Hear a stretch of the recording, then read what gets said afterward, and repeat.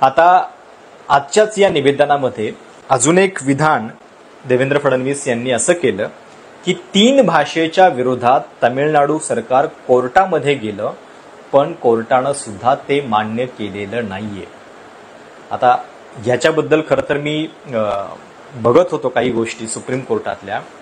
कोर्टाचा असा कुठेही निर्णय नाहीये की त्यांनी तमिळनाडू सरकारला या मुद्द्यावरती पूर्णपणे म्हणजे द्विभाषा सूत्राच्या मुद्द्यावरती जे त्यांनी लागू केलेलं आहे त्याच्याबद्दल फटकारलंय किंवा त्रिभाषा सूत्रच लागू करा असं म्हटलेलं आहे।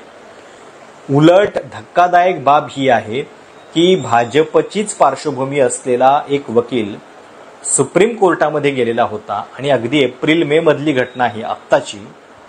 त्यावेळी त्यांनी असा दावा केलेला होता की या 3 राज्यांना तमिळनाडू, केरळ आणि पश्चिम बंगाल या 3 राज्यांना कोर्टानं डायरेक्शन्स द्यावेत की नॅशनल एज्युकेशन पॉलिसीच्या अंतर्गत 3 लँग्वेज फॉर्म्युला हा त्यांनी स्वीकारला पाहिजे। पण त्यावेळी सुप्रीम कोर्टानं त्यांची ही बाब जी आहे ती मान्य केली नाही।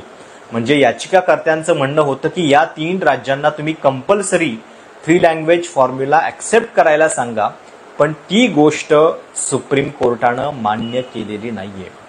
एकीकडे हा असा निकाल असताना तमिळनाडू सरकार कोर्टात गेलं होतं आणि त्यांचं सुप्रीम कोर्टानं ऐकलेलं नाहीये असं जे देवेंद्र फडणवीस सांगतायत ते पूर्णपणे चुकीचं आहे आणि हे महाराष्ट्रातल्या जनतेनं नीट लक्षात घेतलं पाहिजे। आणि म्हणून हा व्हिडिओ जो आहे हे अधिकाधिक लोकांच्या पर्यंत पोहोचवा। आणि ही जी माहिती मी तुम्हाला सांगतोय ती ऑथेंटिक माहिती आहे।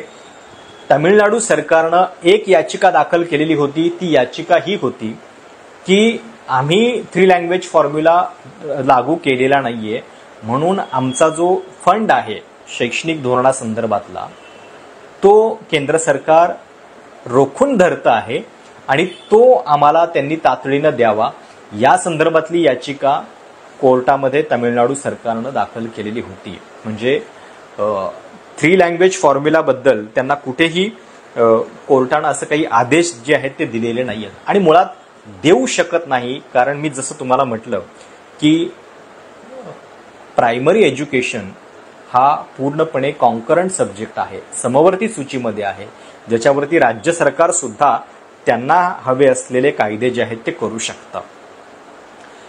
आता तुम्हाला माहिती आहे आपल्याकडं तंत्रज्ञान इतकं सोपं आणि इतकं पारदर्शी झालेलं असताना सुद्धा आपल्या राज्याचे नेते इतकी ढळढळीत विधानं कशी काय करू शकतात हा खरोखर मला प्रश्न पडला। कारण ज्यावेळी देवेंद्र फडणवीसांनी हे विधान केलं त्याच्यानंतर मी सहज जे ग्रोक नावाचं ॲप आहे त्या ग्रोकवरती हा प्रश्न विचारला की is 3rd language compulsory in national education policy. त्याच्यावरती ग्रोकनं दिलेलं जे उत्तर आहे ते सुद्धा पुरेसं आहे। ग्रोक असं म्हणतं की national education policy recommends 3 language formula which encourages students to learn 3 languages in school with at least 2 being native Indian languages. However, it is not strictly compulsory in the sense of being uniformly mandated across all states or schools. म्हणजे Grok सुद्धा हे उत्तर देतंय आणि त्याच्यामध्ये highlight करून सांगतं की हे कंपल्सरी नाहीये। म्हणजे 3री लँग्वेज नॅशनल एज्युकेशन पॉलिसीने सुद्धा बंधनकारक केलेली नाहीये, हे ग्रोकला सुद्धा कळतंय।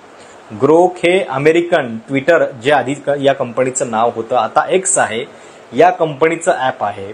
त्या अमेरिकन लोकांना सुद्धा आपल्या नॅशनल एज्युकेशन पॉलिसी बद्दल इतकी माहिती आहे, त्या AI तंत्रज्ञानाला सुद्धा कळतंय की हे विधान जे आहे ते पूर्णपणे चुकीचं आहे। आणि तरी आपल्याकडं या नॅशनल एज्युकेशन पॉलिसीचा हवाला देऊन सांगितलं जातंय की त्याच्यामध्ये सांगितलं आहे म्हणून आम्ही हे सूत्र लागू करतोय।